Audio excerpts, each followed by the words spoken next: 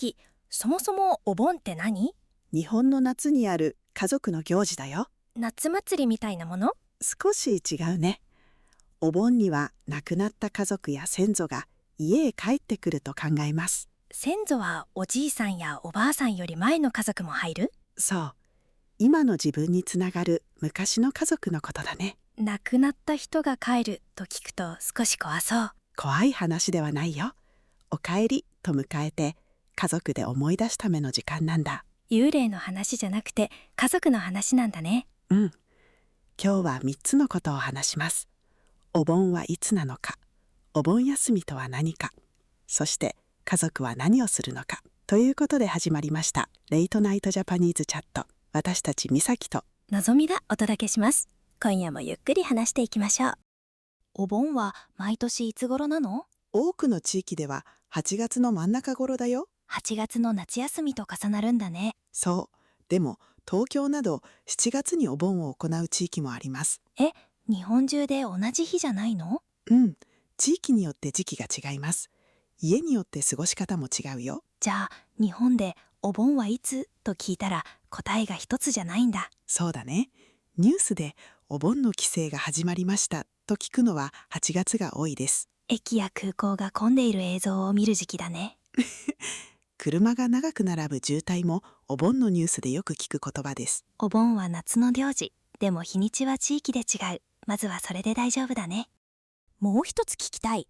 お盆休みって何？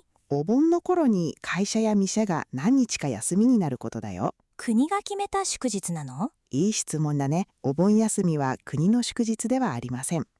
じゃあ全員が休みになるわけじゃない？そう、会社が休みを決める場合もあるし、普通に働く人もいます。病院やホテル、電車で働く人もいるもんね。うん、ここで言葉を分けてみよう。お盆休みはお盆と休みを合わせた言葉です。名前は簡単だけど、休めるかどうかは仕事による。その通り、日本はお盆だから全部お休みと思わない方がいいね。お店へ行くときは営業日を確認すると安心だね。では、お盆には実際に何をするの？よく聞くのはお墓参りだね。家族のお墓へ行きます。お墓で何をするの？周りを掃除したり、花を置いたりします。そして手を合わせます。来ましたよと亡くなった家族に会いに行く感じなんだね。うん。家では花や食べ物を供えることもあります。亡くなった人が好きだったものを置く家もある？あります。甘いものが好きだったねと話しながらお菓子を用意することもあるよ。その後、生きている家族も一緒に食べそう。それも自然だね。家族で食事をしたり、亡くなった人の話をしたりする。それもお盆の過ごし方です。特別な儀式だけじゃなくて、掃除や食事も入るんだね。そう。ただし何をするかは地域や家で違います。お盆になるとどうして多くの人が実家へ帰るの？家族で集まりやすいからだね。お墓がふるさとの近くにある人も多いです。実家は自分が育った家や親が住んでいる家のことだね。そう、実家やふるさとへ帰ることを帰省と言います。いつも別々に暮らしている家族が同じ家に集まるんだ。一緒に食事をします。子供の成長を見せたり、昔の話をしたりします。久しぶりに会うと大きくなったねが何回も聞こえそう。子供から見ると毎年言われる言葉かもしれないね。でも全員が実家へ帰るわけではないよね。もちろん、仕事や距離の問題もあります。帰る家がない人もいます。電話だけする人もいます。帰省は大切な習慣だけど、必ずしなければならないルールではないんだね。お盆では亡くなった家族を迎えると言います。目には見えないけど、お帰りと言うんだね。そう、地域によっては家へ来る道がわかるように迎え火を焚きます。暗い道に小さな目印を置く感じ。そしてお盆の終わりには送り火を焚く地域もあります。今度は気をつけて帰ってねという日。そう考えるとわかりやすいね。迎えたのにまた送るのは少し寂しいな。さようならではなくて、また来年に近いかもしれないね。お盆の始まりは帰ってくる。終わりは帰っていく。ここが今日のミニ解説。何々で来るはこちらへ近づく動き。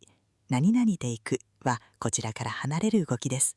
迎える、過ごす、そして送る。この3つでお盆の流れが見えるね。お盆の基本は分かった。でもきゅうりに箸がついている写真は何？最後にその小さな謎も話そう。きゅうりに短い棒を4本つけて馬の形にするんだよね。少量馬と呼ばれます。作らない地域や家もあるよ。どうしてきゅうりが馬なの？足の速い馬に乗って早く家へ帰ってきてほしい。そんな思いを表すと言われています。じゃあナスに足をつけたものは？そちらは牛です。帰りはゆっくり歩く牛に乗ってほしい。そう言われます。